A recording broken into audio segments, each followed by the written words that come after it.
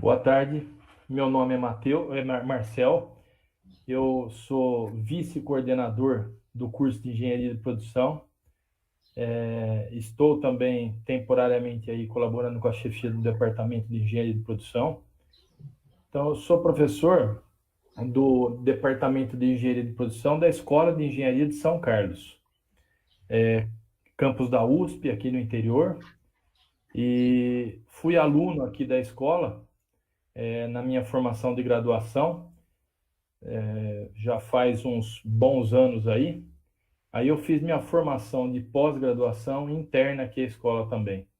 Então, fiz meu mestrado e meu doutorado junto ao programa de engenharia mecânica e, posteriormente, acabei ingressando no departamento como professor.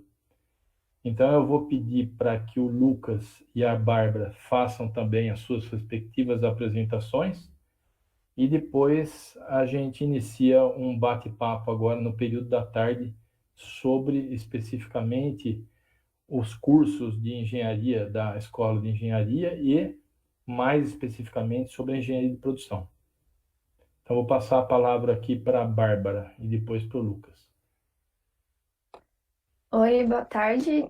Como o Marcel falou, eu sou a Bárbara, estou no terceiro ano de engenharia de produção, tenho 22 anos e sou daqui de São Carlos. Aí uma coisa que eu acho interessante falar, que é um medo das pessoas, eu fiz 2 anos de cursinho para entrar nesse curso e é uma coisa que eu acho super interessante e não me arrependo.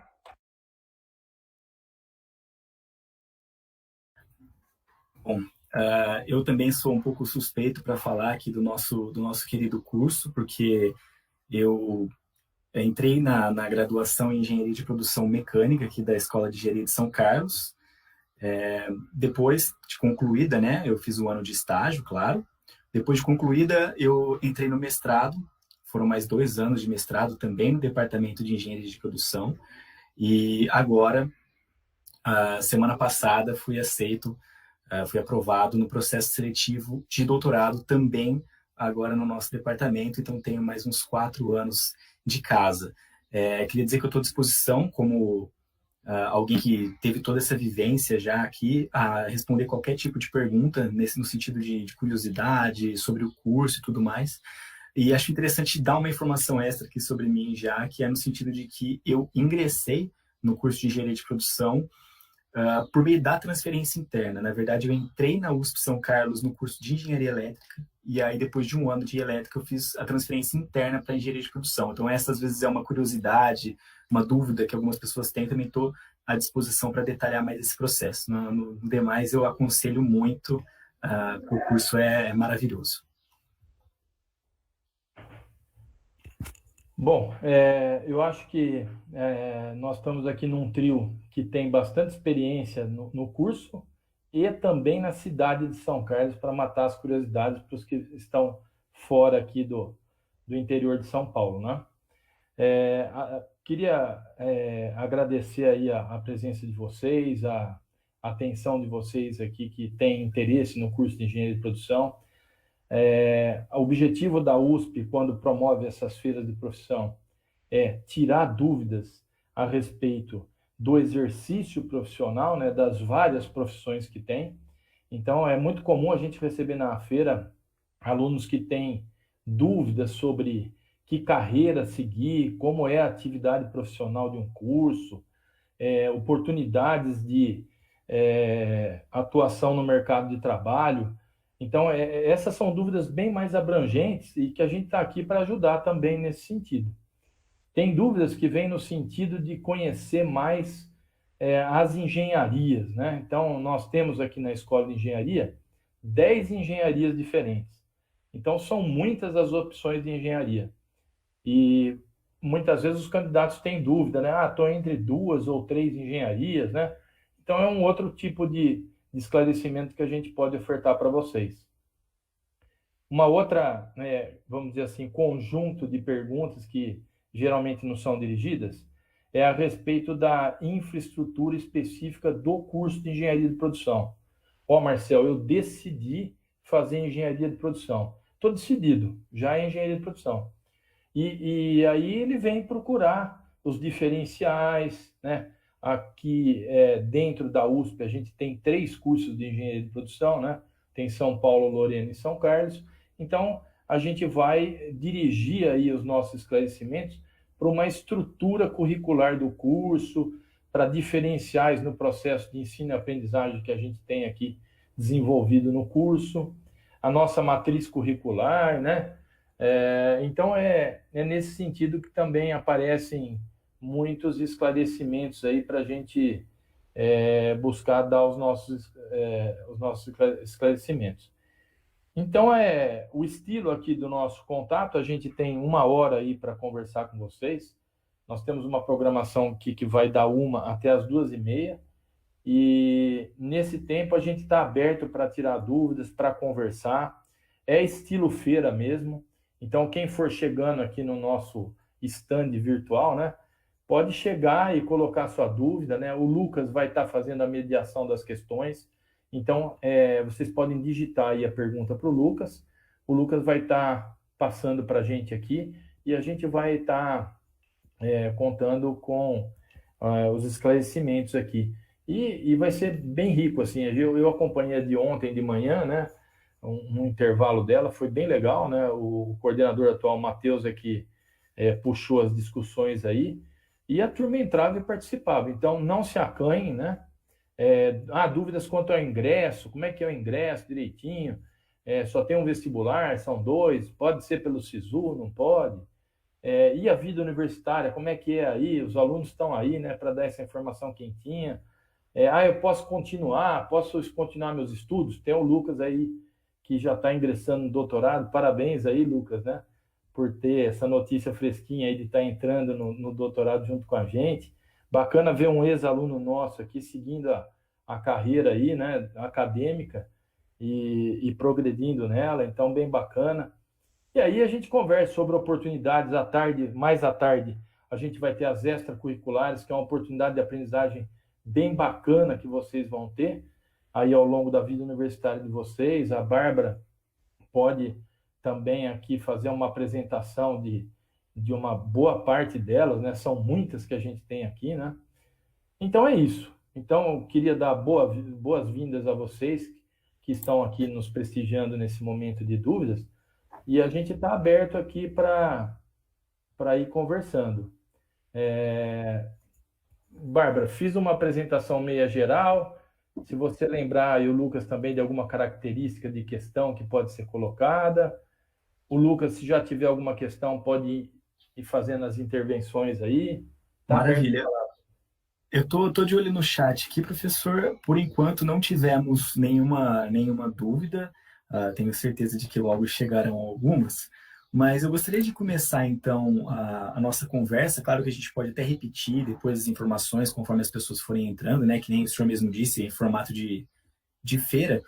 Mas eu acho que uma das principais dúvidas que a gente teve aí nas outras lives que eu acompanhei também e que é primordial no que se refere ao ingresso no nosso curso, a forma de ingresso, né? Quais são as formas? Então, gostaria de passar a palavra para o senhor, que tem um conhecimento muito amplo sobre isso, para detalhar mais para os alunos, né, para os potenciais candidatos aí, sobre as formas de ingresso no curso, porque ocorreu uma mudança, né? Como é que está ocorrendo isso agora? Então, se o senhor pudesse detalhar mais para a gente sobre isso, seria ótimo.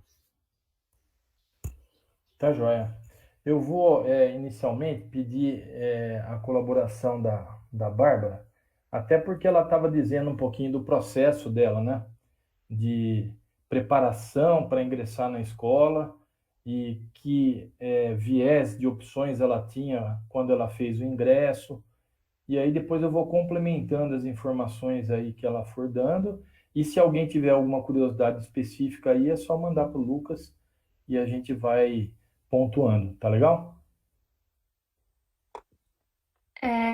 Então, antigamente, né, a USP era conhecida por ter só a FUVEST como forma de ingresso, mas de um tempo para cá a gente tem 2 formas de ingresso, que é a FUVEST, que é o vestibular tradicional, que tem a prova da primeira fase, que teste, daí a prova escrita, que são agora 2 dias, não são mais 3 dias de segunda fase.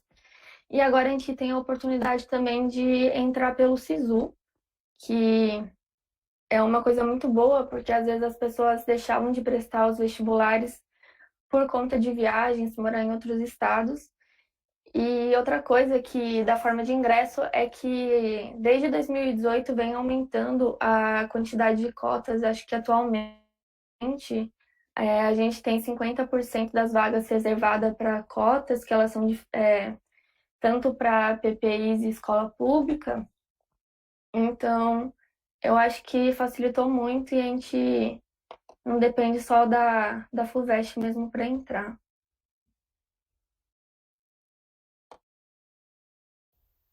Joia, é isso aí que a Bárbara colocou. Então, atualmente nós temos 2 canais de ingresso aí no curso.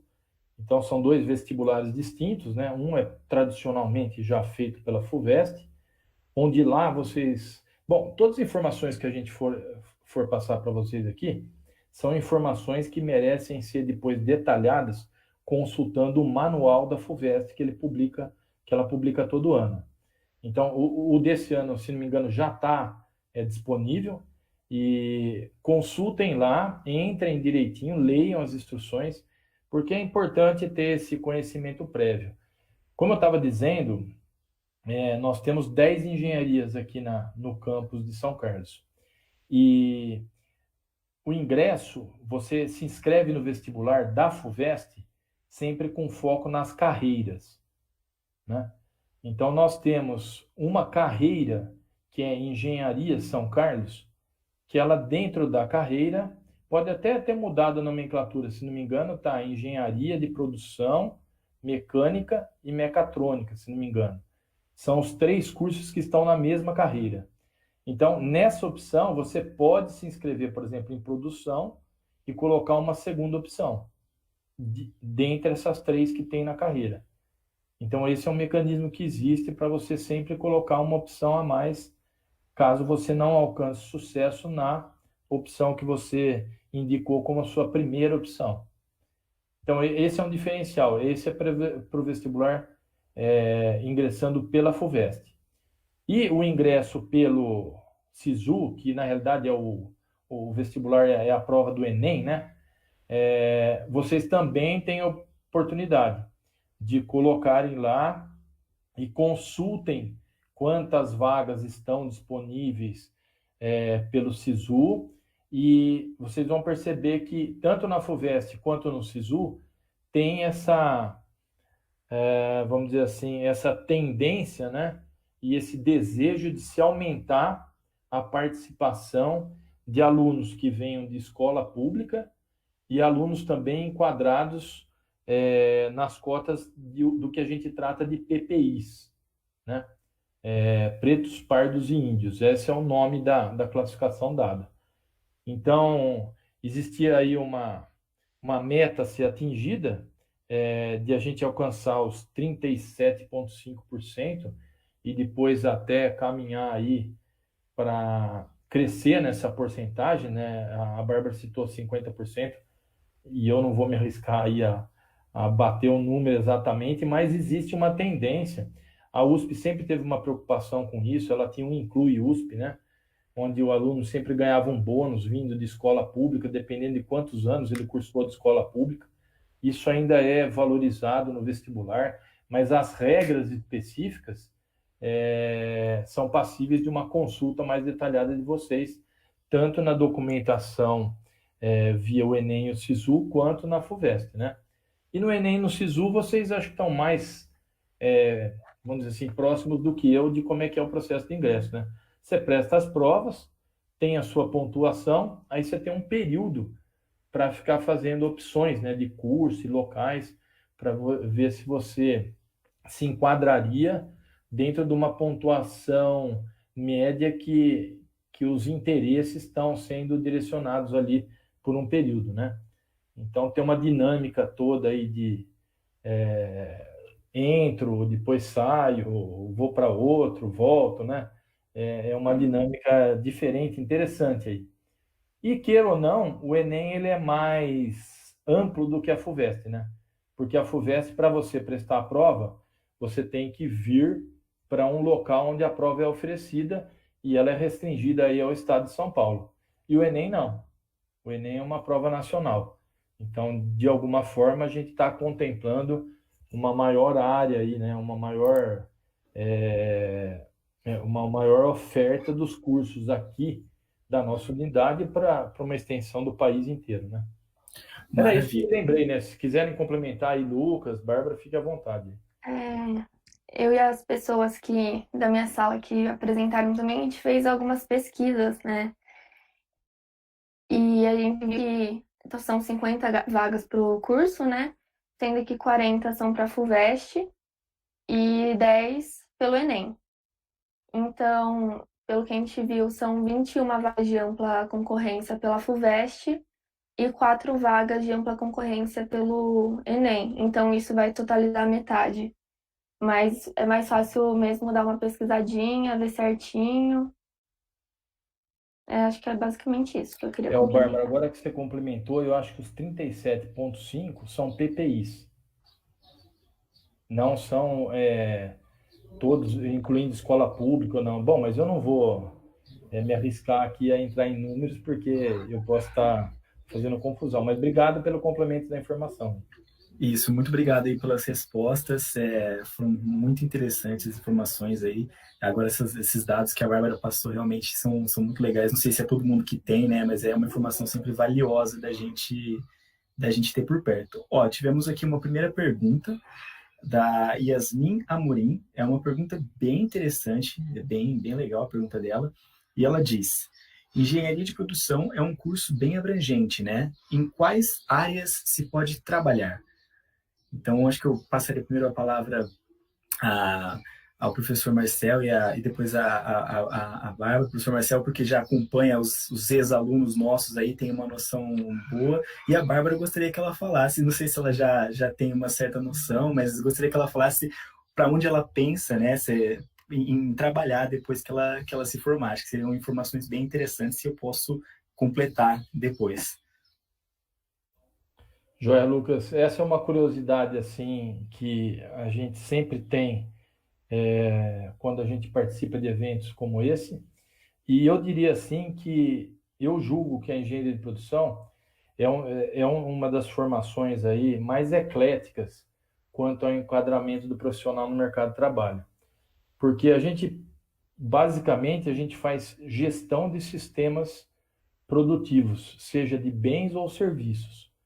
Então, quando a gente vai para a área, por exemplo, de bens, se a indústria é de palito de fósforo ou é de foguete, ela está produzindo um bem, ela precisa organizar os seus recursos produtivos dentro de uma estratégia pensada e que faça sentido e seja desdobrada por táticas e técnicas operacionais que põem todo esse ambiente, essa força de trabalho em execução.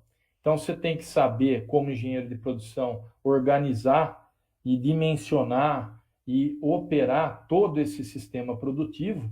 Então, você está falando desde recurso humano, recursos materiais, recursos de gestão de informação, recursos tecnológicos.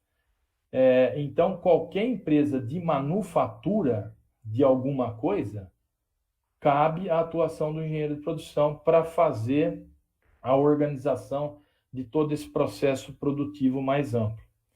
Então, além dessa área muito ampla de atuação do engenheiro de produção, a gente pode também ter outros focos que, inclusive, estão bem aquecidos nos últimos tempos aí.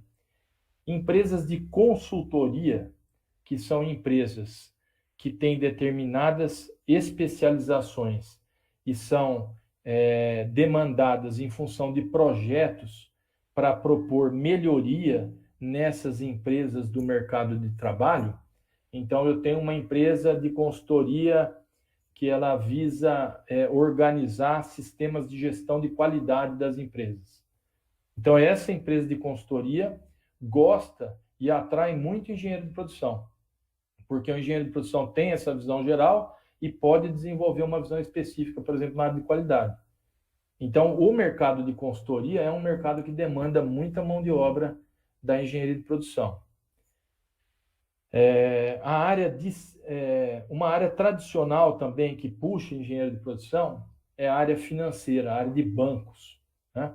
Mas eu gostaria de dar um esclarecimento aqui, que na realidade banco gosta de engenheiro, né? Porque engenheiro tem uma capacidade de raciocínio lógico, de trabalhar e desenvolver linguajar matemático, né?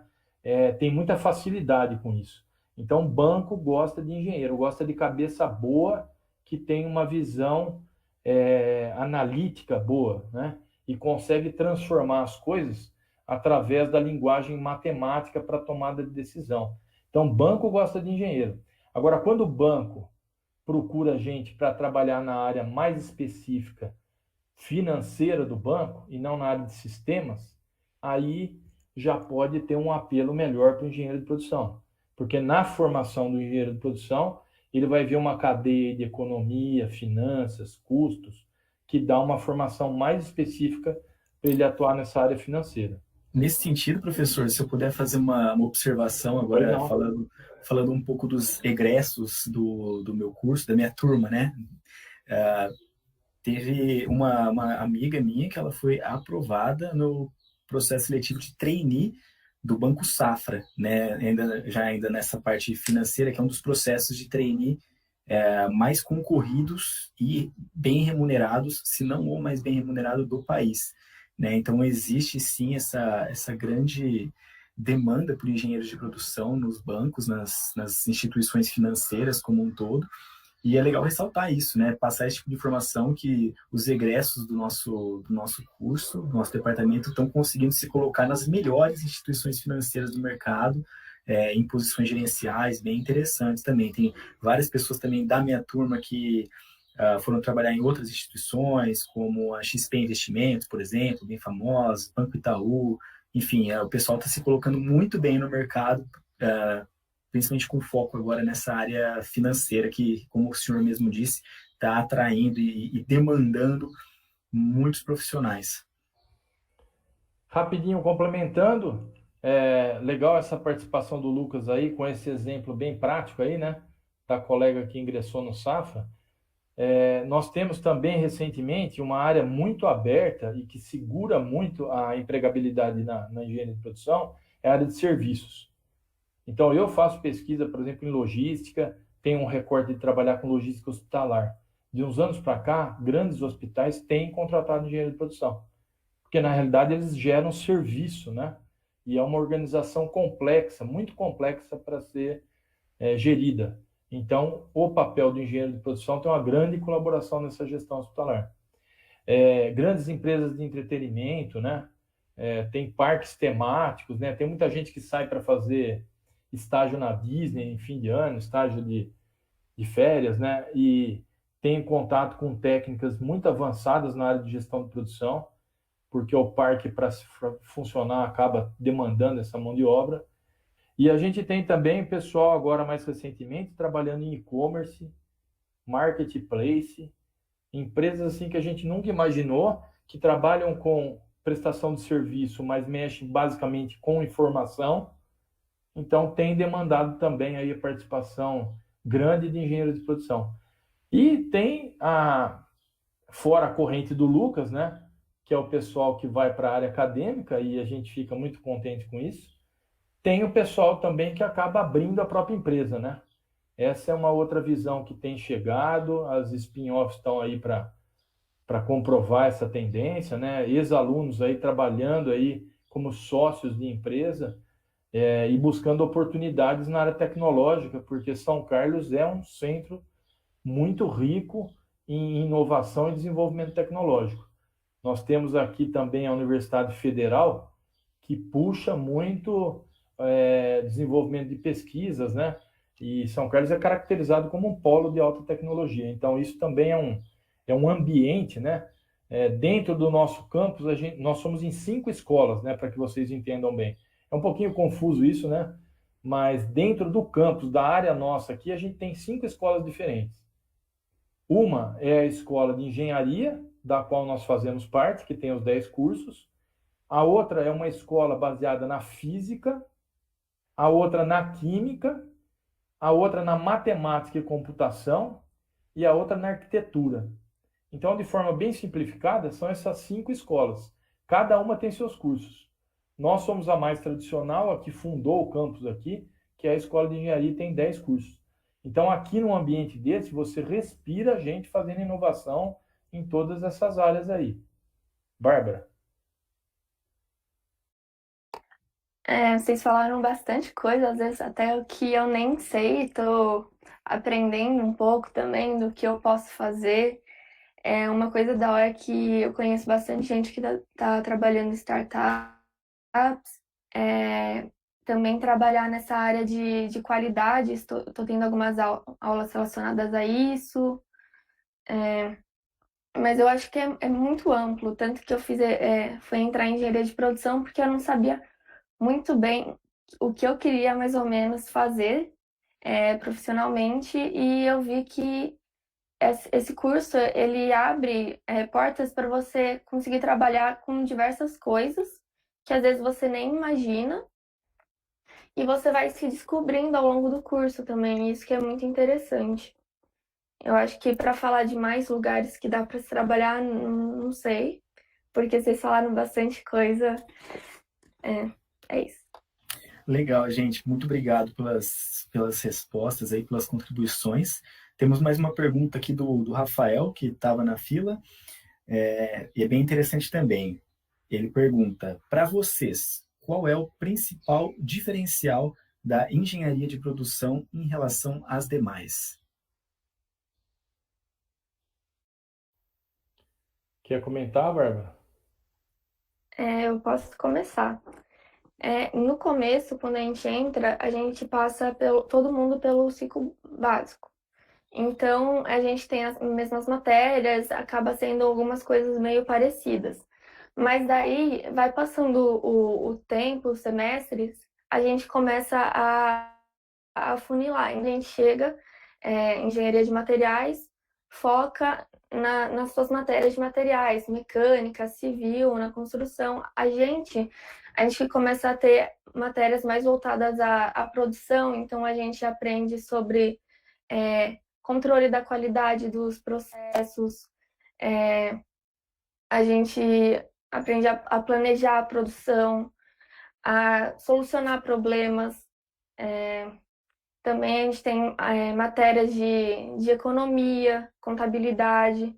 Então começa a sair um pouco dessa área muito exatas e a gente começa a ir para uma outra área também que é super interessante.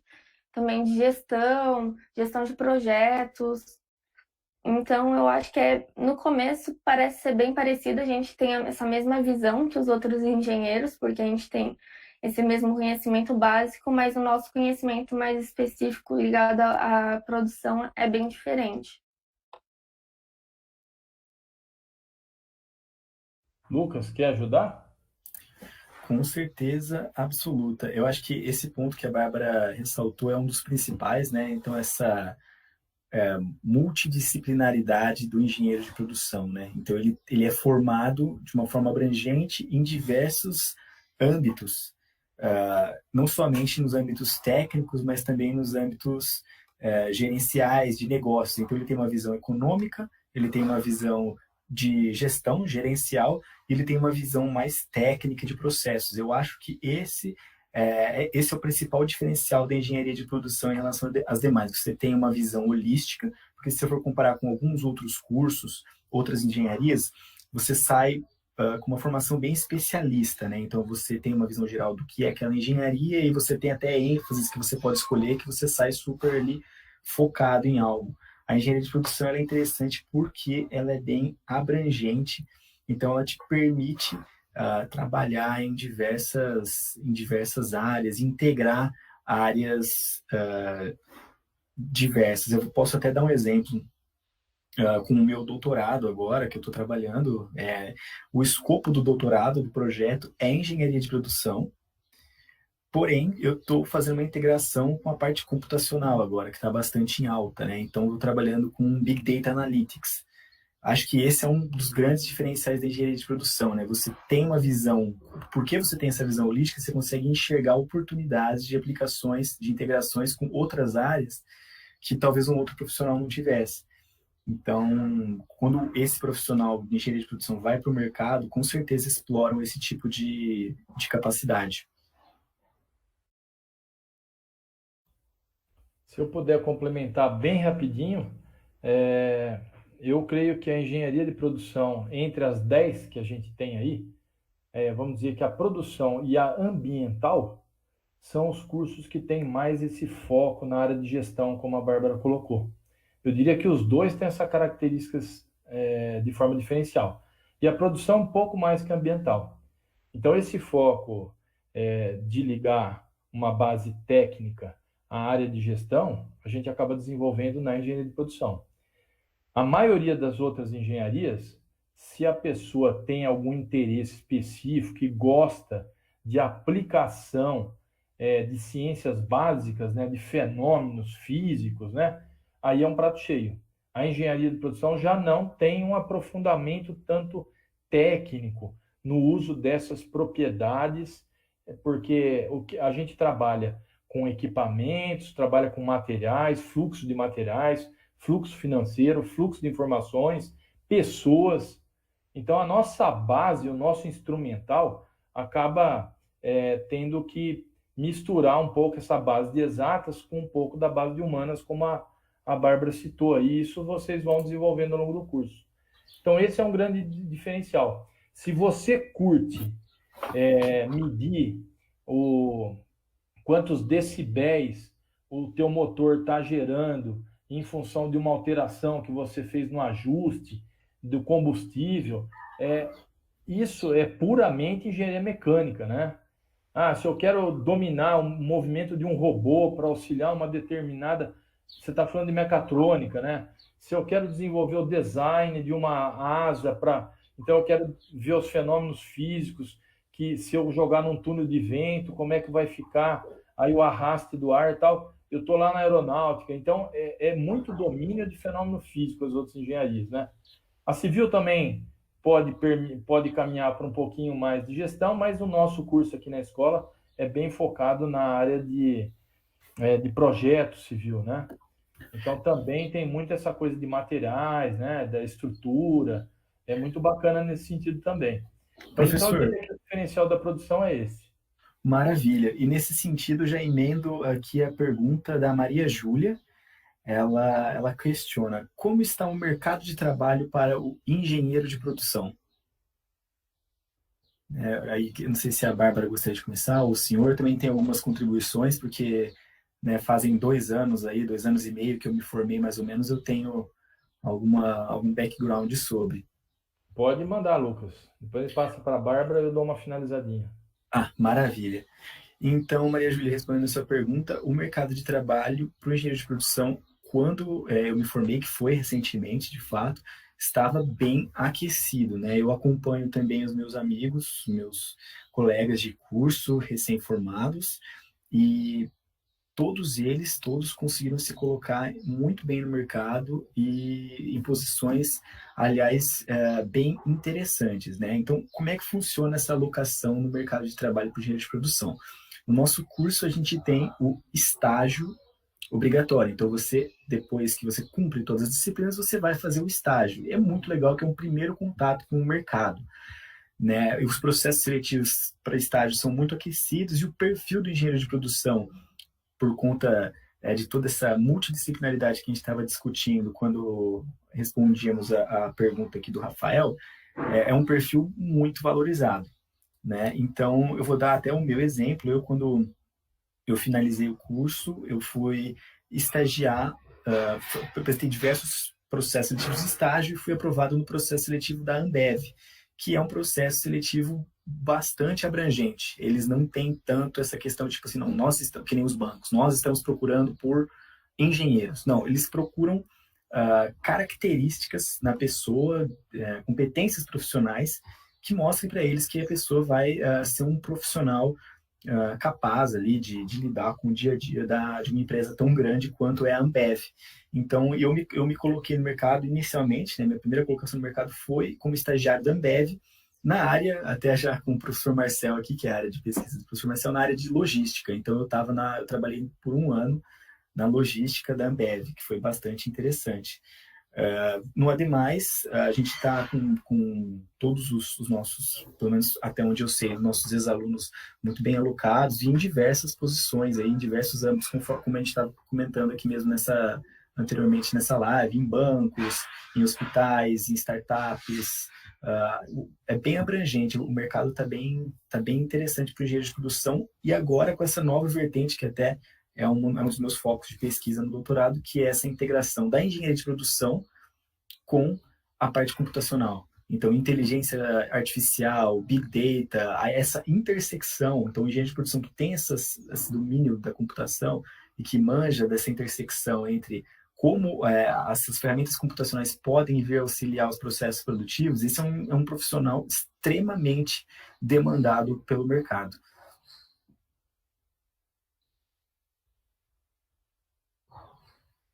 É isso.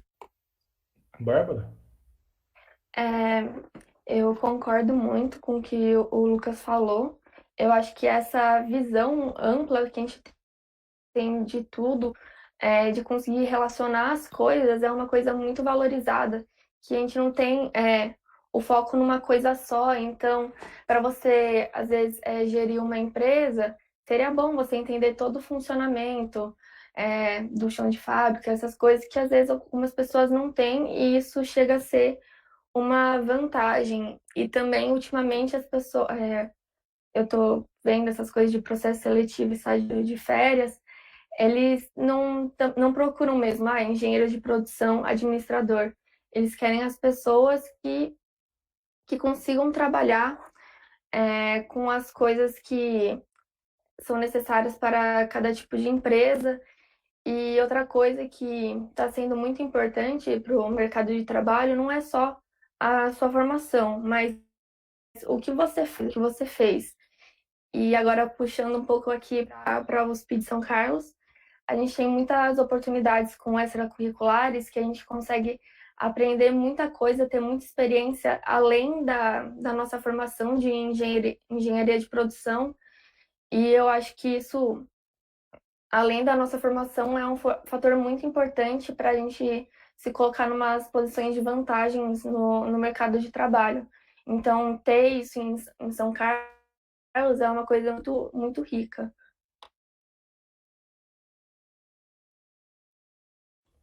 Eu vou pegar um gancho, né? Lógico que a gente faz sempre um parênteses aí, né? A pergunta é da Maria Júlia, é isso? Isso, professor, da Maria Júlia. Então, Maria Júlia, a gente pode falar um pouquinho da evolução do mercado, né? Como é que o mercado está atualmente, né? Mas seguramente daqui 5, 6 anos, quando você cair no mercado, pode estar totalmente diferente. Então, o que eu percebo assim ao longo dos anos, pelos vários anos que eu já estou aqui, é que há uma mudança dos segmentos que acabam absorvendo mais a mão de obra de engenheiro de produção. E como a Bárbara bem destacou, e o Lucas também, em função dessa formação mais eclética sua, você consegue até dirigir sua formação buscando aí disciplinas optativas, cadeias de formação de disciplinas até uma pós-graduação, ou como a Bárbara falou, aproveitar o ambiente da escola de engenharia numa cidade do interior, onde você atravessa a rua, vai fazer um curso de idioma e volta, aí à tarde você vai participar de uma extracurricular e volta, pega uma palestra na Universidade Federal e volta. Então, você tem um rico ambiente que, se você aproveitar e não ficar só naquele, me formei, tá bom, mas o que você fez além disso? Então, me formei, pô, mas hoje é um pouco do discurso da Bárbara aí. Se você não buscar enriquecer, gerir a sua formação, né, você vai ficar um cara normal, né? Como o Lucas falou aí, que os processos estão super concorridos, né? E eu vou disputar uma vaga com 3.000, 4.000 pessoas muitas vezes num processo seletivo de estágio ou de contratação para trainee. Então, aqui a gente ainda tem todo esse ambiente que, se você aproveitar, você vai ter uma formação muito rica, né? E aí abre as oportunidades para atuação no mercado em diversas áreas. E como a Bárbara falou, você vai se descobrindo e às vezes você tem, com essa capacidade que você teve de formação, você também vai aproveitando as opções que vão te abrindo. Porque nem todo momento estão abertas todas as opções. Por exemplo, indústria de manufatura, que eu falei que era uma grande área para trabalho, olha a tendência brasileira na área industrial, a crise que a gente tem enfrentado nos últimos anos. Mas mesmo assim, se abre outras demandas, outros espaços para atuação profissional, como o Lucas citou bem aí, os colegas aí em banco, ou puxando aí mais para a área de gestão de informações, né, com todo o suporte computacional, com a visão de gestão mais holística, de você trabalhar com dados, né, ser um analista que entende de negócios, de dados, né, isso as empresas hoje estão demandando muito. E mais recentemente com a pandemia, na minha área de logística, você tem a venda via internet, mas e para vencer o espaço? Para vencer a entrega? Então, as empresas transformaram seus negócios aí e a logística foi muito intensificada. E daqui para frente é uma mudança que vai ficar. Então, essa compra via e-commerce e essa necessidade de gestão dos recursos, dos estoques e dos meios para distribuir é uma característica que o engenheiro de produção tem muito a colaborar. Exatamente, muito legal as respostas. Até a Maria Júlia que agradece as nossas respostas, porque realmente foi uma discussão bem interessante. E aí eu já vou puxar uma outra pergunta, novamente da Yasmin Amorim. Ela faz uma pergunta bem interessante também. Ela diz: na UFABC tem engenharia de gestão. É a mesma coisa que engenharia de produção? Estava pesquisando e fiquei confusa.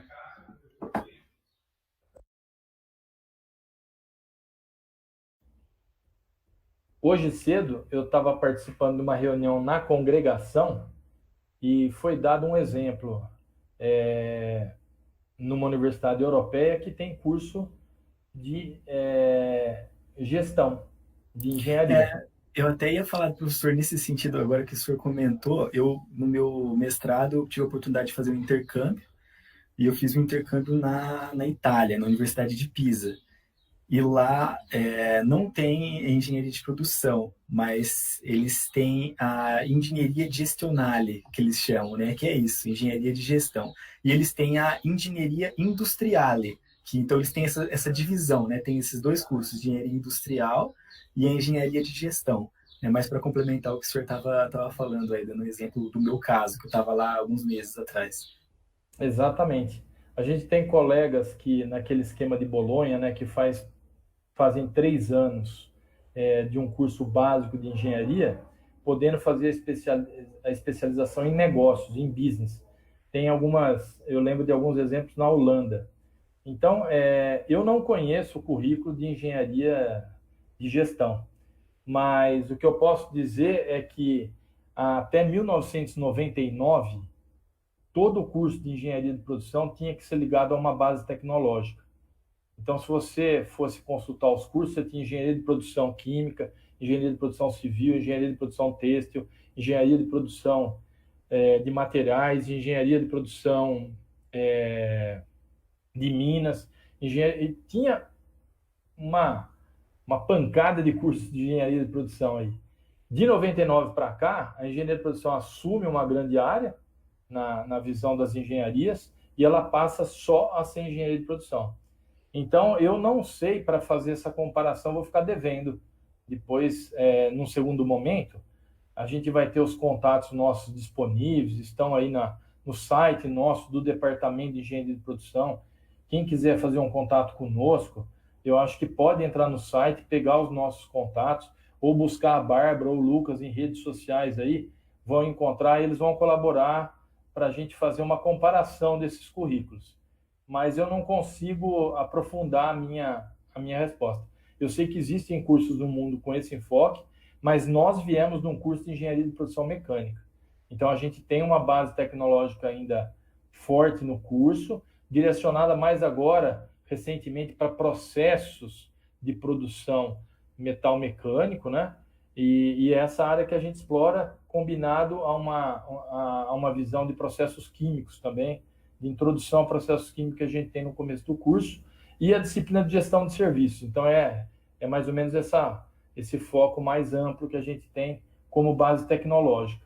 A engenharia de gestão, eu não sei o que ela usa como base tecnológica, mas ambas eu sei que vão atuar aí em grande parte no mercado numa área de intersecção enorme, porque as duas propõem formar um profissional que seja capaz de fazer gestão de ambientes produtivos de forma geral. Não só gestão, né? Como projeto também de ambientes produtivos, né? Legal, professor. Obrigado pela contribuição. Nós temos uma nova pergunta aqui, novamente, da Maria Júlia, e ela diz: em países que a língua nativa não é o inglês, é necessário aprender a língua do local ou há aulas em inglês? Eu acho que ela está falando aí do caso de um intercâmbio, né, de quando o estudante faz um intercâmbio. Achei bem legal a pergunta, Maria Júlia, porque, primeiramente, antes de respondê-la, eu gostaria de destacar essa questão das possibilidades de intercâmbio que a gente tem no nosso curso, né? Depois, se a Bárbara quiser falar um pouquinho melhor, ou o professor Marcel, a USP ela tem diversas oportunidades, né?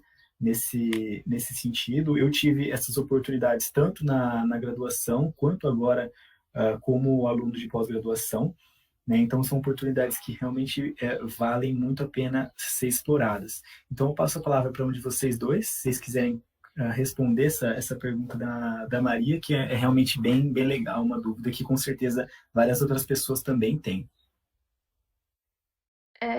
Eu estou aprendendo um pouco dessas coisas, eu pretendo, ano que vem, fazer um intercâmbio, e para isso você tem que a gente tem o Mundus, que ele tem todos os editais, e geralmente, se você vai para algum outro país, que na Espanha, Alemanha, França, você requer um certo nível, acho que geralmente é B1 ou B2, da língua. Tem alguns países, acho que Portugal, nos Estados Unidos também, você só precisa de inglês, mas geralmente você vai precisar sim de uma língua. Por isso que é muito importante que quando você entrar na universidade, você vê já todas as suas possibilidades, porque além disso, a gente também tem oportunidade de bolsa, e para isso, às vezes, você precisa de uma nota maior. Então, você já entender mais ou menos o que você quer e ir atrás, porque sim, é necessário, na maioria das vezes, e sobre se tem aulas de inglês. A maioria, as aulas que eu tive todas foram em português, mas agora eu sei que o professor Matheus está dando uma ativa agora que está sendo em inglês, super interessante, porque tem pessoas de outros países que estão fazendo essa optativa. Então, sim, a gente tem, eu acho que não são várias opções, mas essa opção de aula de inglês existe, pelo menos nessa optativa. E eu acho que é basicamente isso. Se você quiser saber mais sobre como funciona essas coisas de intercâmbio, você pode perguntar para a gente que a gente responde também. Isso, com certeza, que acho que é uma grande oportunidade, assim, que a USP, a ESC, provém aos alunos nessa possibilidade de fazer o intercâmbio. Complementando a resposta da Bárbara, quando eu estava lá na Itália, a graduação, sim, era em italiano, mas a pós-graduação funcionava 100% em inglês. Eu acho que essa é uma tendência em alguns países, de fazer as disciplinas da pós-graduação 100% em inglês. Tem um caso de um ex-aluno do curso também, amigo meu, que ele foi fazer o mestrado na Holanda, né? Então lá era full inglês. Ele fez o mestrado todo em inglês, apesar da língua nativa do país ser o holandês. Ele fez o mestrado dele, escreveu a dissertação toda em inglês, né? Então eu acho que esse é um ponto bem interessante também, conforme a Bárbara bem, né, esclareceu, depende muito do país, né, para onde você vai. E, nesse sentido de intercâmbio, só dando mais uma informação extra, que acho que o professor Marcel também pode detalhar um pouquinho mais, né? Na Escola de Engenharia de São Carlos, nós temos também os programas de dupla diplomação, né, professor? Principalmente em colaboração com a França, né? Isso, Lucas. Além das várias oportunidades de intercâmbio, né, algumas delas com financiamento, outras sem, né, a gente tem essa oportunidade de fazer duplo diploma, com um convênio que a ESC tem com as écoles centrales francesas, né, e algumas outras específicas dentro da França, onde você vai cursar lá um ano e meio, e depois retorna e termina as disciplinas aqui, e você tem um diploma emitido por lá e por aqui também. Então, é uma oportunidade bem interessante aí. E nesse caso, você vai falar francês. Então, é muito caso a caso, né? Mas o que a gente hoje costuma já mexer com a turma logo quando entra é inglês. Beleza, inglês é quase língua nativa para a gente, né? E aí, o que mais que você fala? Mandarim, por exemplo, que é uma linguagem nos negócios do mundo muito demandada? Não, professor, pelo amor de Deus, falar mandarim. Mas você fala alemão, você vai para a Alemanha, como a Bárbara falou, vai ter um incentivo para você ter um nível, voltar, não possivelmente fluente, dependendo do tempo que você ficar lá. Mas você vai falar um pouquinho de alemão, vai falar um pouquinho de francês e assim por diante, né? Espanhol também, né? Mas era só esse complemento rapidinho aí. Eu tenho um outro ponto a adicionar, professor, só para a gente fechar essa pergunta, que foi uma pergunta bem interessante, no que se refere ao aprendizado de uma nova língua. Na USP, a USP também oferece uma infraestrutura bem interessante, né? Então, por vezes, a USP oferece cursos até gratuitos, porque como é uma universidade grande, nós temos departamentos também de línguas e tudo mais, e ela oferece cursos gratuitos em outras línguas. Eu estava até dando uma olhada ontem no Mundus, né, que é o sistema nosso aí de gestão de intercâmbios, como a Bárbara bem falou. Lá, além de oportunidades de intercâmbio que a gente pode identificar, existem cursos oferecidos pela USP de línguas. Então, eu, no meu caso, me interesso pelo italiano, porque eu já fui para a Itália fazer intercâmbio. A USP, por exemplo, está com um edital aberto agora para alunos de graduação e de pós-graduação, oferecendo um curso de italiano 100% gratuito. Então, o único requisito é que você seja um aluno de graduação ou pós-graduação da USP, você se inscreve lá no Mundus, e aí você, enfim, tem um processo seletivo, mas é super simples, e você começa a fazer um intensivo, como se fosse um intensivo de italiano em 3 níveis, né? Então, oferecido gratuitamente pela própria universidade. Eu já vi isso sendo feito com espanhol também. Então, são diferenciais, assim, que até a própria universidade ela já busca te capacitar nesse sentido. Ela tem algumas iniciativas para te capacitar nesse sentido, para você chegar bem preparada, né, quando você for fazer o seu intercâmbio. Eu ia até fazer uma pergunta para a Bárbara agora, já nesse sentido, aproveitando que nós temos alguns minutinhos aí. Bárbara, quais são as principais oportunidades de intercâmbio que você está, enfim, pesquisando, que você entrou em contato?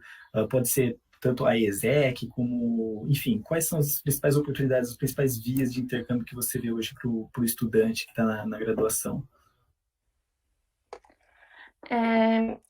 Querendo só complementar, eu fiz o curso que a USP oferecia de graça de alemão, do A1.1, e foi super interessante. A gente tem vários convênios, então tem vários países que a gente tem intercâmbio, o duplo diploma, tem intercâmbios de 6 meses também, que você consegue estender para 1 ano, conseguir bolsas. Além disso, tem intercâmbios voltados só para o empreendedorismo. E também tem a ESEC, que não é muito ligada com a USP, eu acho, é mais uma extra, não sei, que você consegue fazer intercâmbios tanto com estágios. A Carol, que veio aqui falar hoje, falou que ela tinha conseguido um estágio em engenharia de produção no Egito, ela só não foi por conta da pandemia. A Bruna, que também falou ontem, ela está fazendo o duplo diploma na França. Então, oportunidade é que não falta, você só tem que também ficar de olho, porque às vezes não são oportunidades que tá tudo lá no site, mas se você não for atrás e acabar deixando o tempo passar, você acaba perdendo muita oportunidade que é dada pela USP mesmo. Maravilha, obrigado. Então, Bárbara, como nós temos agora uns minutinhos finais, gostaria de passar a palavra para o professor Marcel, né, tecer mais alguns comentários, destacar alguns pontos para encerrarmos aqui. Ô, Lucas, se não tem mais nenhuma questão pendente aí, eu gostaria de projetar aqui minha tela e aproveitar a presença aí dos interessados para a gente falar um pouquinho e bem rápido, né, dar uma visão geral sobre a estrutura curricular do nosso curso, porque eu creio que aqui tem alguns diferenciais que vão estar sendo importantes para quem quer fazer o nosso curso. A minha tela é possível de ser vista aí. As letras vão ficar pequenininhas, mas eu quero mais fazer um destaque aqui nas cores, né? E explicando um pouquinho da estrutura curricular. Conseguem ver minha tela? Dá para ver sim. Dá. Então, basicamente, aqui eu tenho uma legenda, né? Sobre as áreas, as cadeias de formação que a gente tem no nosso curso. Então, a gente tem tudo que está marcado com a letra preta, ela se reporta ao ciclo básico, o que está em azul escuro ao ciclo profissionalizante, e o que está em colorido, as 10 áreas-chave de formação específica em engenharia de produção. Então, eu vou mostrar para vocês a nossa estrutura curricular. Vai ficar difícil de vocês enxergarem as caixinhas, mas, basicamente, eu queria indicar que as colunas aqui indicadas são os semestres do curso. Então, nosso curso está montado em 5 anos, então são 10 semestres.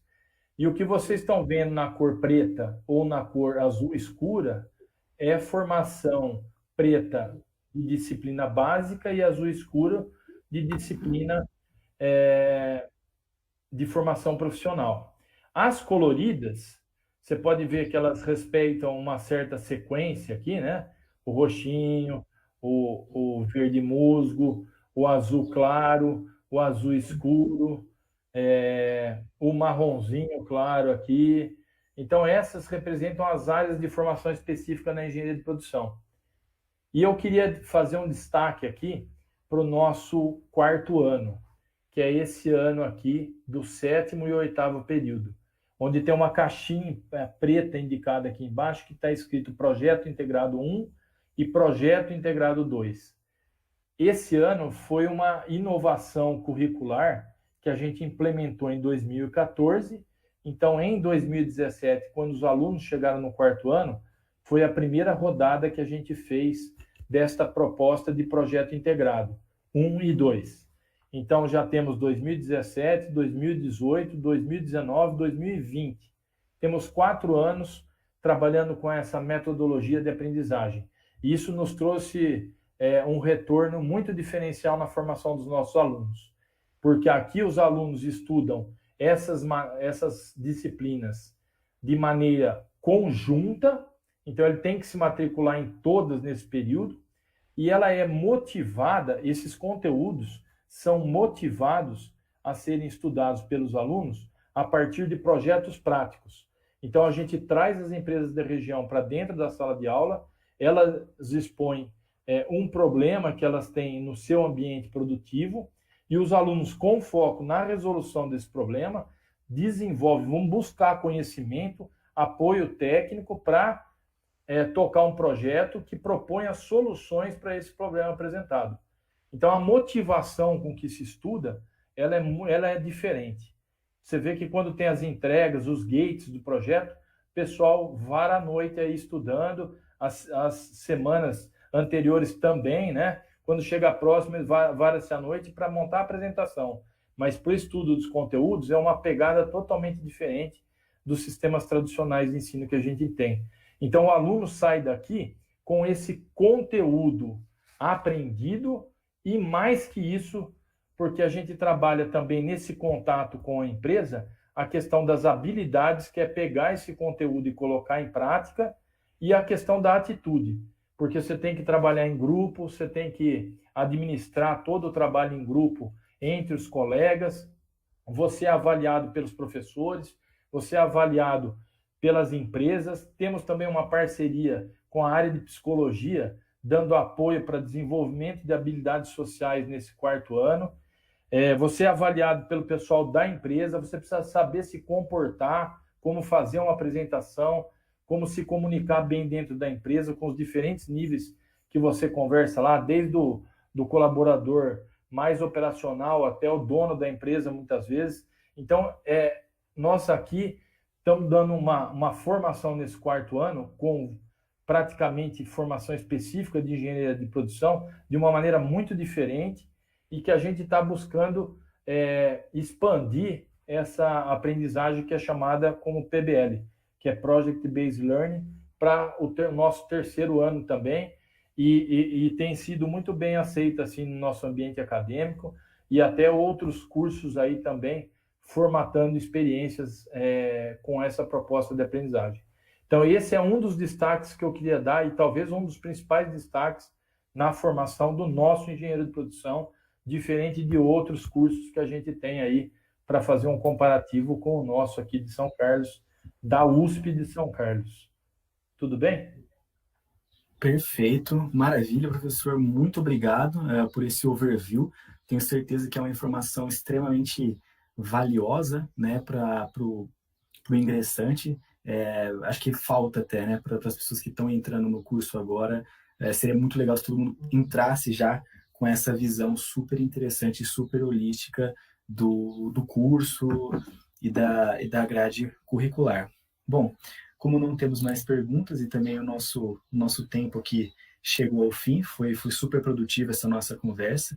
Gostaria de agradecer demais a presença da Bárbara e a presença do professor Marcel, agradecer pelas contribuições, agradecer as perguntas e avisar a todos, né, que agora nós vamos entrar com alguns vídeos institucionais que têm informações bastante interessantes também sobre o campus, sobre a escola de engenharia, sobre a biblioteca. E mais tarde nós teremos uma live como essa sobre as extracurriculares. Então, aquelas atividades que a gente pode fazer para complementar a nossa graduação e que são super valiosas. Então, gostaria de agradecer a todos e estamos à disposição se quiserem contactar a gente também. Só antes de encerrar, agradecer também a participação da Bárbara, sua, muito bacana aí tê-lo aqui presente, do professor Matheus, que é o coordenador do curso, que organizou toda essa dinâmica aqui para a gente poder fazer essa transmissão hoje, e principalmente também ao Ícaro, que é o nosso técnico de informática, que ele não está aparecendo aí para vocês, mas ele é que deu todo esse suporte técnico para a gente poder fazer essa comunicação com vocês. Assistam os vídeos da sequência, e o que é muito legal é a parte que vem depois também, que é das atividades extracurriculares. Não percam, porque vocês vão ver que as oportunidades bacanas que vocês têm de desenvolver também de forma muito produtiva as competências, as habilidades e as atitudes, não só os conteúdos, trabalhando em atividades extracurriculares. Eles vão apresentar na sequência da tarde aí. Pessoal, obrigado pela atenção aí, sucesso nos estudos, peguem firme, né? E sucesso nas provas vestibulares. Se a Bárbara quiser se despedir também, Bárbara.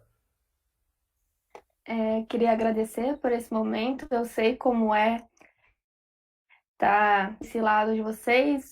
Fiquei 2 anos tentando entrar, prestei um monte de vestibular, um monte de prova.